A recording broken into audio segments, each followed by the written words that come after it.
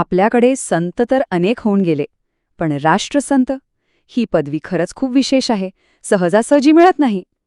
चला तर मग आज आपण संत तुकडोजी महाराजांच्या प्रवासाचा मागोवा घेऊया. एका भक्ती करणाऱ्या संताला संपूर्ण देशाने राष्ट्रसंत म्हणून का स्वीकारला? असं काय होतं त्यांच्या कार्यात जे त्यांना इतरांपेक्षा वेगळं ठरवतं? हाच तर खरा प्रश्न आहे. बघा, संत म्हटलं की आपल्या डोळ्यासमोर काय येतं? भक्ती, अध्यात्म, शांती. पण त्याला राष्ट्र हा शब्द जोडला की त्यात त्याग, संघर्ष आणि समाजकारण सगळं काही येतं. मग हे दोन वेगळे जग एकत्र कसे आले? तुकडोजी महाराजांमध्ये असे कोणते गुण होते की त्यांनी अध्यात्म आणि राष्ट्रभक्ती यांची इतकी घट्ट सांगड घातली? चला, हाच धागा पकडून आपण त्यांच्या कार्याचा उलगडा करूया. या प्रश्नाचं उत्तरणं त्यांच्या सुरुवातीच्या काळात दडलेलं आहे. राष्ट्रसंत होण्याआधी ते होते एकतेचा आवाज, एक असा आवाज ज्याने हजारो लाखो लोकांना एकत्र आणलं. तर गोष्ट सुरू होते महाराष्ट्राच्या विदर्भात. माणिक बंडोजी ठाकूर, लहानपणापासूनच भक्ती आणि कीर्तनाची जबरदस्त ओढ. त्यांचे गुरु होते श्री अडकुजी महाराज. त्यांनी माणिकमधली ही चमक ओळखली आणि तिला योग्य दिशा दिली. एका सामान्य मुलाचा संत बनण्यापर्यंतचा हा प्रवास, आणि ही होती त्याची पहिली पायरी. त्यांची लोकांना जोडण्याची पद्धत एकदम साधी होती, पण त्यांची शैली ती मात्र कमालीची होती. जरा डोळ्यासमोर चित्र उभं करा.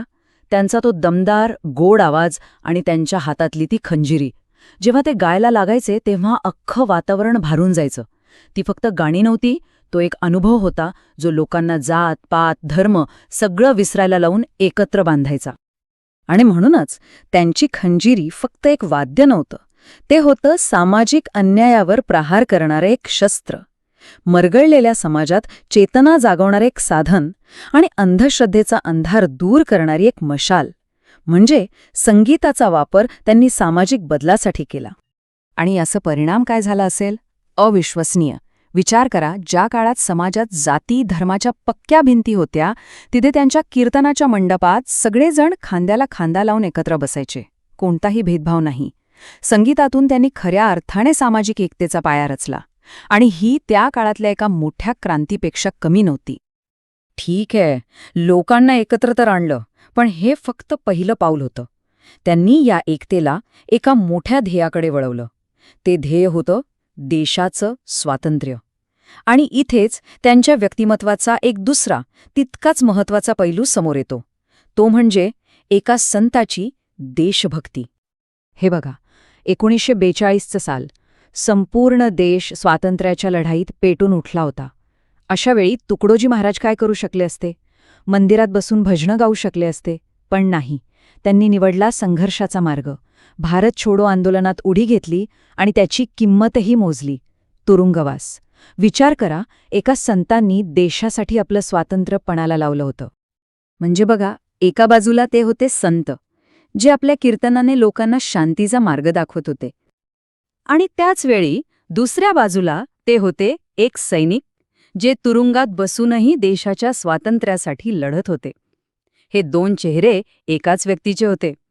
अध्यात्म आणि क्रांतीचा हा संगम, हेच तर तुकडोजी महाराजांना खास बनवतं.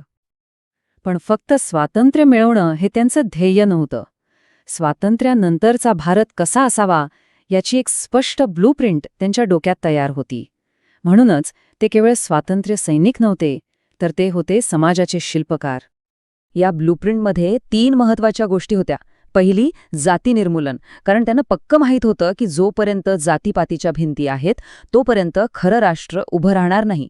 दुसरी, भूदान चळवळ, कारण जमीन ही सर्वांच्या जगण्याचं साधन आहे असं ते मानत. आणि तिसरी, सगळ्यात महत्त्वाची, ग्रामगीता. हे फक्त एक पुस्तक नाहीये, तर एका आत्मनिर्भर आणि सुसंस्कृत गावाचं जणू संविधानच आहे. त्यांनी आपले विचार फक्त कीर्तनापुरते मर्यादित ठेवले नाहीत, तर ते लिहूनही ठेवले. ग्रामगीता तर आहेच, जी गावांच्या विकासासाठी दीपस्तंभासारखी आहे, पण त्यासोबतच अनुभव सागरमधून त्यांनी अध्यात्म सोप्या भाषेत सांगितलं, समाज संजीवनीतून सामाजिक दोषांवर टीका केली आणि लहर की बरखामधून हिंदी भाषेतही आपले विचार पोहोचवले. तर आतापर्यंत आपण काय पाहिलं? ते संत होते, सैनिक होते आणि समाजसुधारकही होते. हे तिन्ही प्रवाह त्यांच्या व्यक्तिमत्वात एकत्र आले होते. आता या सगळ्यांना एकत्र जोडून पाहूया आणि आपल्या मूळ प्रश्नाचं उत्तर शोधूया की त्यांना राष्ट्रसंत ही पदवी का मिळाली. हे टेबल बघा, सगळं काही अगदी स्पष्ट होतं. आध्यात्मिक पातळीवर त्यांनी लोकांना जोडलं, राष्ट्रीय पातळीवर देशासाठी त्याग केला आणि सामाजिक पातळीवर एका आदर्श समाजाची दिशा दाखवली. यापैकी एक जरी गोष्ट कमी असती ना, तर ते कदाचित फक्त संत किंवा देशभक्त राहिले असते. पण या तिन्हींचा संगम झाला आणि ते बनले राष्ट्रसंत. आणि म्हणूनच शेवटी आपण या निष्कर्षावर येतो की राष्ट्रसंत ही काही फक्त दिलेली उपाधी नव्हती, ते त्यांच्या संपूर्ण आयुष्याचं, त्यांच्या कामाचं वर्णन होतं. त्यांनी भक्तीला फक्त वैयक्तिक मोक्षापुरतं न ठेवता तिला थेट राष्ट्रसेवेशी जोडलं. हीच त्यांची खरी ओळख आहे. पण एक मिनिट, हा सगळा झाला इतिहास. आजच्या काळात याचं काय महत्त्व? आज जेव्हा समाजात पुन्हा एकदा फूट पाडणाऱ्या भिंती उभ्या राहताना दिसतात, तेव्हा संत तुकडोजी महाराजांचा एकतेचा विचार आपल्याला काय शिकवतो? त्यांच्या खंजिरीचा तो आवाज आजही आपल्यासाठी तितकाच महत्त्वाचा आहे का? ह्यावर नक्की विचार करा.